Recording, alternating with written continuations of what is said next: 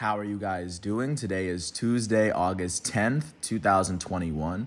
I'm James Sims, and for this episode of The Elite, I'm going to do an elite individual profile on John Morant. The elite starting point guard for the Memphis Grizzlies turns 22 today, a month before I turn 22. And of course, for this episode, I'm going to, of course, go through the accomplishments, accolades, and just go through everything that John Morant has been able to achieve from the moment he stepped into the limelight at Murray State as one of the most prolific college basketball players that anyone's ever seen, up until this moment where he's 1 year removed for his Rookie of the Year campaign and ready to lead the Memphis Grizzlies into the playoffs for a playoff run of their own to start their franchise dynasty. But if you're not familiar with him, he stands at about 6'3" and 174 pounds. I would say his fans and his critics would more than likely describe him as a ticking time bomb of athleticism, that when he can put it together, he is incredibly dangerous, but at the same time, he's a very raw prospect, and it's very easy to see. John Morant, one of the best passers that you'll ever see. And of course, because he's actually kind of tall and very long for his position, he is able to do what a lot of point guards cannot do. And not just because of his ability to put the skill together, not to mention his poise and his basketball IQ, I believe that he is only just getting started in the NBA.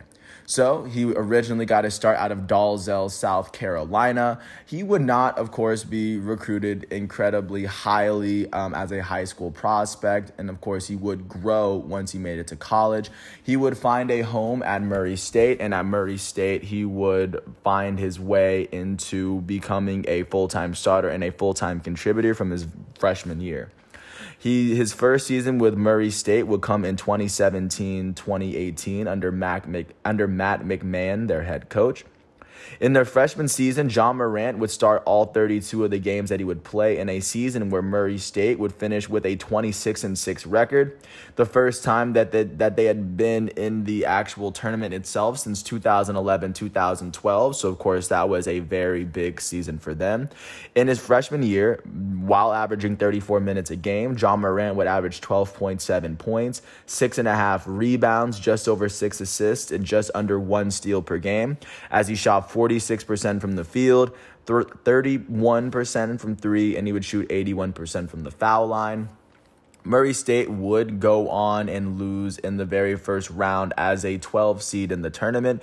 But regardless, them actually making it there and John Morant doing what he needed to do, it was enough. But of course, after that season with 12-6-6 at Murray State, I will believe that he didn't see it as enough to eventually get him drafted. But regardless, he would go on to make the OVC, the Ohio Valley Conference all-newcomer team. He would go on to make the first team all-Ohio Valley Conference as well. But he would come back for his sophomore season, and his sophomore season in college basketball was the season that stuck.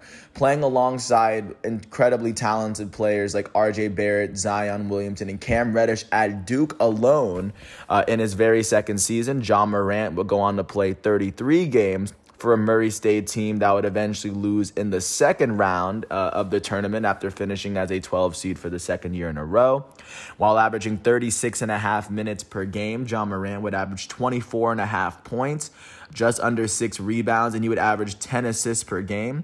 After Trae Young had done so, there had never been a player in college basketball that had led all of college basketball in points and assists. He is the only player in college basketball Division I history, I believe, to finish with a 24-10 stat line. And at the same time, he was doing all this while averaging nearly 2 steals a game. He shot virtually 50% from the field, 36% from three, and 81% from the foul line. And in his second year, he would go on to make the first team Ohio Valley Conference for his second year in a row, as he was named the Ohio Valley Conference Tournament MVP, as in the tournament they would clinch their spot to the tourney again. That's how the lower level D1, or that's how they work. He would be given the Bob Cousy Award, which was given to the best point guard in college. He was given the Lute Olson Award which is given to the best non-freshman player. He was the NCAA season assist leader. He was a consensus first-team All-American. And following that incredible sophomore season, he was taken with the second overall pick in the 2019 NBA draft behind fellow elite All-Star Zion Williamson, who was named to the All-Star game for his very first time this season, the only player in the draft class that has been named to an All-Star game so far, just to give a sense of what his draft class was looking like. And like I said, he was taken with the second overall pick by the Memphis Grizzlies, essentially picked to change the franchise around virtually.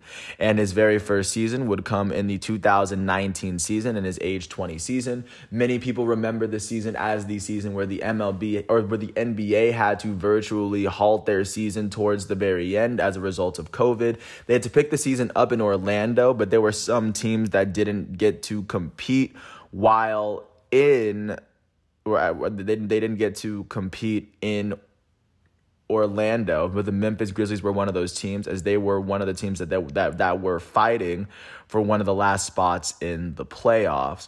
But regardless, in 2019-2020, Ja Morant would start all 67 of the games that he would play for a Memphis Grizzlies team that would finish with the 9th best record in the West.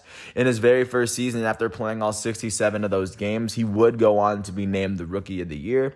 He would average 17.8 points per game in his very first season in the league, while shooting 48% from the field, 33.5% from three, and 78% from the foul line.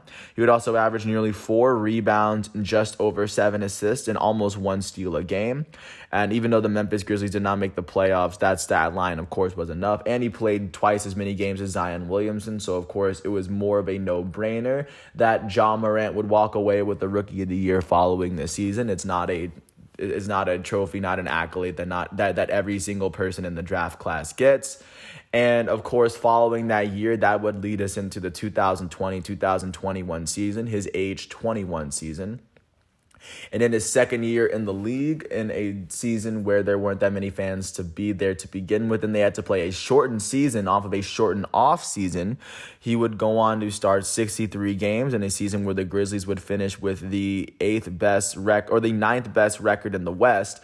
They would end up beating the Golden State Warriors in the play-in game to face off against the Jazz in the very first round, as they finished with a 38-34 record. That's the first time that the Jazz have had a winning record since 2017. Or not the Jazz, the Grizzlies have had a winning record since 2017. In his sophomore season, Ja Morant would see himself averaging 32.5 minutes per game, a minute and a half more than he did his rookie season. He would see his points per game go up from 17.8 to 19.1. He would see his field goal percentage drop from 48% to 45%. His three-point percentage dropped from 33% to 30%, and his free throw percentage would drop from 77% to 73%. He would see his rebounds stay at about the same at 4. He'd see his assists stay at 7.5, and he'd see his steals stay at just under 1. So, of course, he was just averaging just 1 more point per game, playing 1 more minute, trying to get used to at least the volume of scoring that he was going to get used to. And, of course, following that season, he was not granted any accolades, but this is 1 year removed from the season where he was named the Rookie of the Year. And that leads us to where we currently are now. Ja Morant is currently turning 22 after two incredible debut seasons in the league. It's a matter of time before he makes that jump into All-Star status. It very well could be this year. But with that said, he's only 22. I can't wait to see what his career becomes. Looking at the trajectory of what his career can be, combined with the skills that he has and has put together, along with what it looks like he is learning from the game day by day, Ja Morant is definitely an elite athlete and an elite basketball player amongst his peers, especially for his age. And hopefully going forward, there's a lot more of Ja Morant to watch. With that said, I want to thank the Basketball Reference college and pro websites, ESPN, NBA, for giving me the facts and figures that I needed in order to do this episode. I want to thank everyone for listening to all 9.5 minutes of this piece. But before I get into that, I want to wish Morant a happy 22nd birthday. If you ever get a chance to watch him, he's wearing number 12 for the Memphis Grizzlies. And ever since he's been drafted there, he's essentially been given the role of the franchise savior. And with that said, going back, I want to thank everyone for listening to all 10 minutes of this piece. I hope all is well. Once again, today is August 10th, 2021.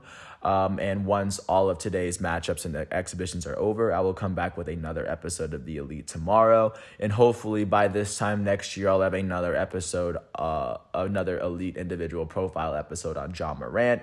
But until then, thanks for listening to my piece. I hope all is well and peace out. I'll catch you with my next episode.